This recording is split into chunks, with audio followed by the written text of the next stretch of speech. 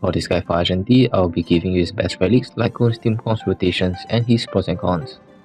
Do note that this is all speculation and subjected to changes. I'll upload a new video if there's any changes to his kit. For this video, I won't be going through on how he works, but he's pretty much made for scenarios with 5 enemies most of the times, where he shines over any other character.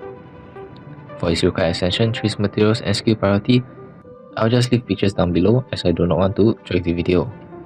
For his Eidolons breakpoint, E1 and E2, he is totally E0 sufficient. For his E1, it does give him crit damage from his talent, which has some pretty decent damage, around 15 to 25% plus. DPS boost based on his crit rate. At E2, extra attack for his ulti, and it comes with a condition.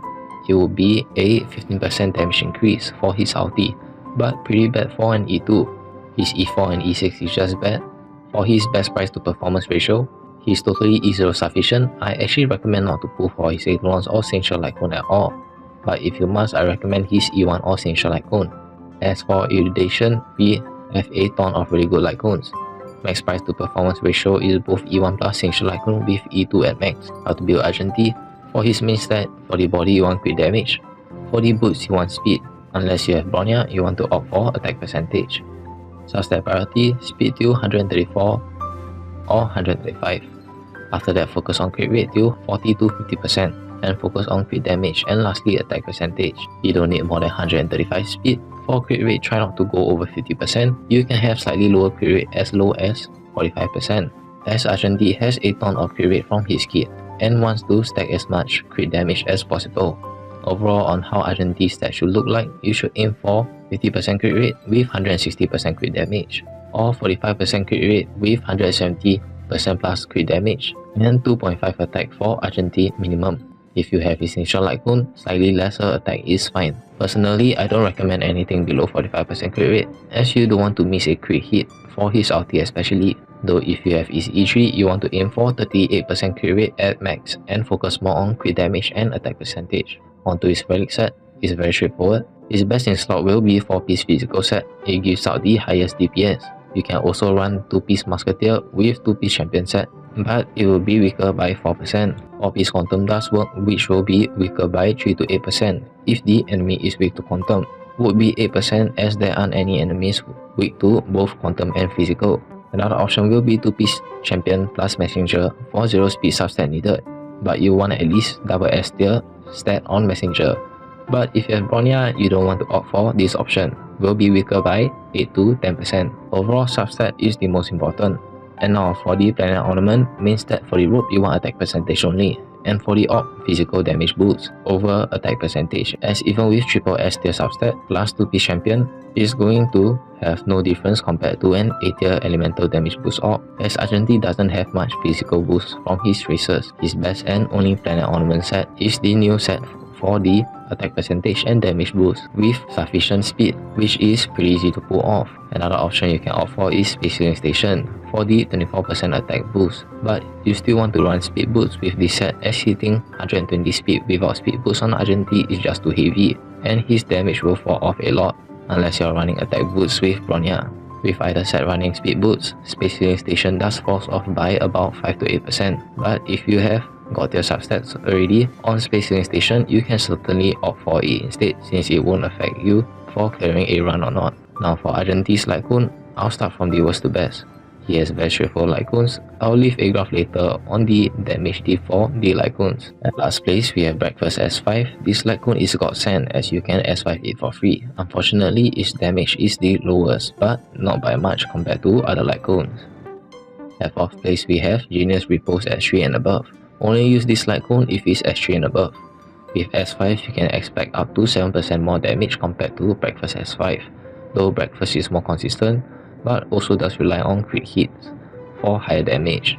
Main reason why I'm putting this Lightcone at 4th place is because in future, you'll eventually S5 this Lightcone when you have this Lightcone at S3 already if you get lucky. At 3rd place, we have the Battle Pass Lightcone. Its archetype is about the same as Argenti, Essential Lightcone, but only use this Lightcone if it's S3 and plan to S5 this Lightcone, with 2 to 8% plus damage boost over S5 Breakfast depending on superimposition. Damage is consistent since it's based off max energy. I'm placing this Lightcone at third place as is the only battle pass Lightcone that synergizes with a unit as well. At second place we have Himiko's Signature Lightcone, which may be surprising for most players, but Argenti works great with 5 enemies. Even with 3 enemies, this Lightcone only falls off by 5.9% behind Breakfast S5, but with Weakness Break is better by 13%. With 5 enemies, this Lightcone shines a lot more, where its damage is 0.3 higher without Break, and with Break it deals 20.6% more damage, which is impressive, though this Lightcone is less consistent as it's based on enemy units and Break. I'm placing this Lightcone at second place due to how well Argenti synergizes with this Lightcone, and even with the weaker scenario is on par with Breakfast and up to 20% plus free DPS, which is on average equal to units with their own signature Lightcone. At first place no doubt is Argenti's signature Lightcone. I speculate that it will increase his crit damage by X percentage when wearer uses ulti, increase the ulti damage based on the wearer's max energy. Each point of energy increases the ulti damage by X percentage. Up to X points of energy, his signature Lightcone gives around 20+% more damage compared to Breakfast S5 according to speculations. And now for the damage multipliers, graph and ranking. Overall, I don't recommend to pull for Argenti's signature Lightcone, as even with Breakfast S5, you're going to clear MOC 10 easily, as long as you have a double sustain or 5-star sustain. And now for his team comps and rotations. His best free to play team comp will be Tingyun, Hanya, and a sustain unit, which is preferably 5-star. Rotations: Hanya into Tingyun into Argenti into Huohuo. With Bronya, you pretty much only want Tingyun. For rotations, Bronya Auto into Tingyun into Huohuo into Argenti and into Bronya skill. For Argenti, pros and cons. Pros: he's on par with Jingyuan if not better. He makes the Erudition path look better, whereas QQ or Jingyuan can't hit all targets on the field every turn. He's free to play friendly, which doesn't require an expensive team comp and not expensive to build at all. It will make the game a lot easier, especially with the newer content that the game is pushing out, where the Han units will struggle pretty hard even for destruction units. His damage for single target is good enough. Cons: he's more of a DPS unit to have when only facing physical weak bosses, as we don't have enough physical units to make a mono-physical team yet. Destruction units can do the same job as Argenti, just a little harder when facing 5 enemies at once, especially when tons of players have destruction units already. Maybe upscale in future, but same problem with almost every unit, especially for DPS units. So should you pull for Argenti? If you already have a limited 5-star multi-hit unit, you don't really need him. But if you don't have a physical DPS or any multi-hit DPS, it's good to pull for him. Huohuo has way more value, especially when you don't have a 5-star sustain yet, especially to clear Swarm or MOC 10. The right 5-star sustain is more valuable, and Huohuo just pretty much outscaled Luoxia pretty hard unless he's with Imbibitor Lune, but do note that Huohuo may also get outscaled. But if you're running a dual DPS team comp, it's very hard for her to get outscaled in future. Also, Silver Wolf will be getting a rerun soon.